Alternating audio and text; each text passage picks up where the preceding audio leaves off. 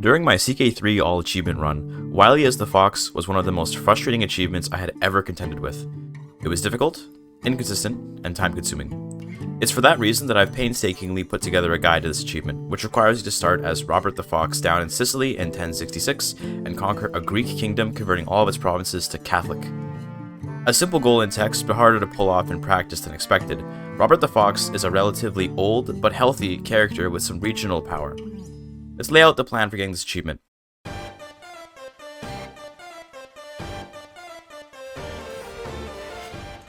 There are two current strategies for getting it, and I'll be showcasing both, but I prefer the first one. My priority for this guide is consistency, speed, and simplicity, and I believe both strategies here will satisfy all three parameters. Keep in mind that, although this is a speedrun guide, casual players can use these strategies to great profit as well in their casual playthroughs. Let's get right into it, boys. The first strategy is pure conquest. Before we jump in, we're going to create a custom character for the Byzantine Empire. The only thing that matters is that the character have 8 martial. This is so that they will choose to lead armies, but it's not very important anyway, since if things go according to plan, we won't need to fight any battles. Once you've made the character, hop into the game as Robert the Fox, making sure that realm stability game rule is set to default. As Robert, we have a lot of kids. These kids are going to be extremely important for getting alliances that will carry us against the Byzantines in direct wars. You're aiming for kingdoms like France, Norway, Denmark, or other duchies that might have high army counts like Bohemia. You don't want England or Normandy, even if it's tempting, because they'll just drag you into more wars that you don't want to be in. For our starting moves, conquer Sicily from the Muslims and hold those counties for your domain. Get a seneschal and use your marshal to increase control to increase your income and army. You may also want to divorce your wife and get a new one with high stewardship to even further help your income, but that step is optional. You're also going to take the theology focus for the extra piety generation, but take perks leading to apostate in the scholarship tree. Continue expanding into North Africa as a way to get stronger. What we're doing right now is just getting a little more strength for ourselves while we wait for the Byzantines to start collapsing under their incompetent ruler. Keep an eye on them, and wait for a big civil war or two to break out, or for the Seljuks to jump on them. As you conquer into North Africa, you're waiting for one of two things. Either a heretical Christian breakout that does not have ecumenism, which you can convert to cheaply, or waiting until you get the apostate perk so you can convert to Ashkenazi Islam. It is faster to get the heresy outbreak, but it isn't reliable, so your safety strategy is to go Muslim. Once you've converted, go conquer the Kingdom of Hellas via either 2 Duchy Holy Wars or 1 Kingdom Holy War.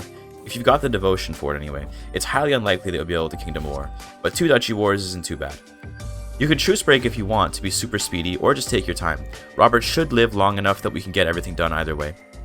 When you declare the wars, the Byzantines will be too busy putting down their own civil wars and with the Seljuks to be able to fight you, so you'll most likely be able to siege your war goals with impunity and win the war without a single battle. Call in your allies anyway though for safety in case they do come for you. Give out the counties in Hellas to Norman counts of your faith so that they'll like you, and do not give out the duchies there, just the counties. Now, we're going to check if you can convert to Orthodoxy. By this point you should have apostate, but if you don't, switch over to scholarship and wait until you have it. Convert to Orthodoxy if all the counts in Hellas are willing to convert with you. We're doing this because all the counties in Hellas are Orthodox, and when you change religions, the capital counties of all direct vassals that convert with you also convert, but only if the county faith matches their pre-conversion faith. To put it simply, Orthodox capital county, ruled by Orthodox character, becomes Catholic if the character becomes Catholic. Since every county in Hellas is a capital county, and every character is Orthodox, when they all convert to Catholic, all of Hellas will also convert. So, we're converting from either a Christian heresy or from Ashkenazi Islam to Orthodoxy once all Hellas vassals are willing to join in on the conversion. Once you've got that, convert from Orthodoxy to Catholicism, and this will make all the Orthodox capital counties ruled by Orthodox vassals convert to Catholicism. If you've made both the Kingdom of Sicily and Hellas, then you're done the achievement. This should be safely doable within Robert's life, but even if Robert dies, you can still pull this off as his successors. It'll just take longer. This is the Conquest Strategy, and it is far more consistent, if a bit slower, than the second strategy, which we'll look at now. For the second strategy, we're going to take advantage of the Ashkenazi cultures bound by faith tradition, which makes so that any title can only pass on succession to a character of the exact same faith as the holder. You might be able to see where this is going already. Make a custom character for the Byzantine Empire and make them an Ashkenazi Catholic with every disease known to man. With this sufficiently horrifying character completed, jump into the game as Robert the Fox with the extreme stability game rule on. Your very first action will be swearing fealty to the Byzantine Empire and waiting. the Basilius will pass away almost immediately, and with you being the only Catholic vassal, you will inherit the heirless throne, making you immediately the new Byzantine emperor. Move your capital to Constantinople and become Greek so that your new vassals will like you just a little bit more. Unfortunately, they do not like you much, but we have a way around that. Also, grab the scholarship focus for increased learning, and take perks towards apostate. Our next task is to create 3 kingdoms: Sicily, Hellas, and any other third kingdom which we can give away to a vassal. I like to use Bulgaria. We're making Sicily and Hellas for the achievement requirements, and we're making Bulgaria so we can give it away to a loyal vassal under whom we will place every vassal that is not the Duke of Achaia or the Duke of Athens. When choosing the king for our realm, pick someone with traits like Craven and Content so that they will stay loyal. As well, small step here, revoke the vassal in Euboea from the Duke of the Aegean Islands. The only problem with this strategy is that it will very quickly reach maximum stress from giving away vassals while being greedy and ambitious. This is where the first piece of inconsistency comes in. If you're unlucky, you get a heart attack and the run is over. If you're lucky, you get some good stress break events which don't affect you too heavily. Prioritize keeping your learning and diplomacy stats from being affected, and prioritize gaining dread from the stress events. Remember that as long as you don't pass any time while gaining stress, you can continually max out on stress without ever getting more than one stress event. You should only have 4 vassals to your realm at this point: a king of Bulgaria that rules basically everything, the Duke of Athens, the Duke of Achaia, and the Count of Euboea. Now let the tyranny commence. Revoke the titles from those dukes and the count, hoping that they all refuse and rise up against you, without the Bulgarian king rising up. This should be an easy war to win, and because we chose a Craven and Content king for our realm king, you won't join the war against us. Once you defeat your vassals in the tyranny war, they'll be in prison. Go ahead and revoke everything they have, and then check for what sub-vassals they had. Achaia has a few counts underneath them, but Athens shouldn't unless they gave some land out. Keep the counties for now, even if you're over your limit, and revoke land from any remaining counts in the Kingdom of Hellas. Those wars should also be easily won, and once they are, you will have the entirety of Hellas as your direct domain. Go ahead and hand out each county to a single Greek character of your faith, so that each county is ruled by a single count.